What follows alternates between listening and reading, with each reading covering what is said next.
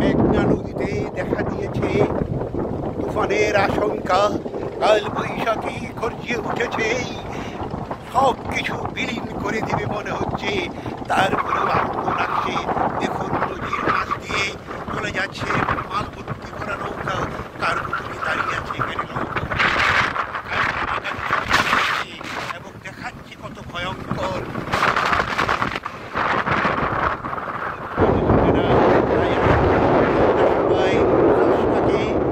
ভালোবাসি, ষষ্ঠাকে ভয় করি, ষষ্ঠার দেখানো পথে চলে, আল্লাহকে মানে, রাসূলের কথা মতো চলে। রাসূল যেভাবে বলেছেন ঠিক সেইভাবে আমাদের চলতে হবে।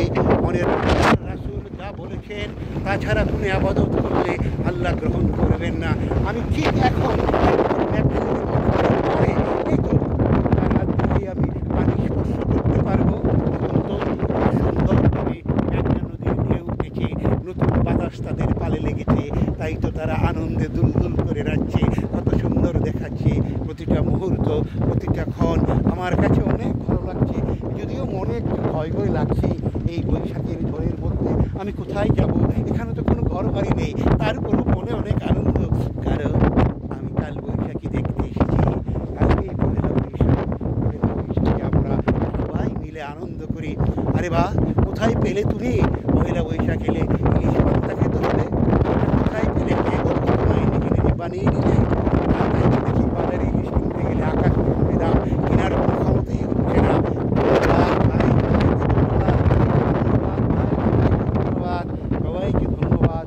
আল্লাহ সবাইকে তুমি মঙ্গল কামনা করো, আল্লাহ তুমি সবাইকে মঙ্গলে রাখো, সবার জন্য মঙ্গল কামনা করছি। ভুল ভ্রান্তি হলে ক্ষমা করে দিবেন। আমার মনে আনন্দের জোয়ার এসেছে। আমি সকালবেলা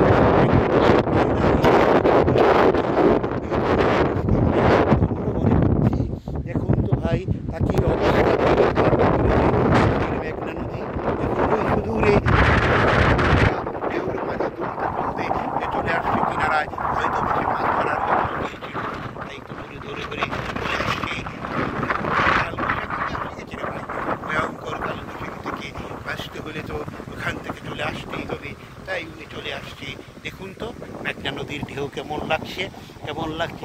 আস্তে আস্তে আস্তে আস্তে আস্তে আস্তে ঢেউগুলা বাড়ছে, বাতাস বাড়ছে, আকাশের বৃষ্টিগুলা উপরের দিকে উঠে যাচ্ছে। মনে হয় এখনই বুঝে নেমে আসবে, জানি না কখন কি হয়। ওদিকে দেখুন জাহাজ থেকে সার আনলোড করা হচ্ছে, ওখানে প্রচণ্ড ধুলাবালি উঠছে বাতাসে, কারণ ওখানে কোনো গাছ নেই, উদ্ভা নেই, যার ফলে এগুলি হচ্ছে। হ্যাঁ, ধুলোবালি উড়ে বেড়াচ্ছে, এই ধুলোই তো আমাদের স্বাস্থ্যের জন্য ক্ষতিকর।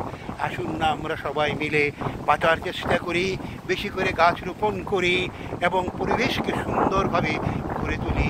ওই দূরে দেখা যাচ্ছে আশগন্ধার কারখানা দাঁড়িয়ে আছে স্তব্ধ হয়ে, গ্যাসের অভাবে চলতে পারছে না।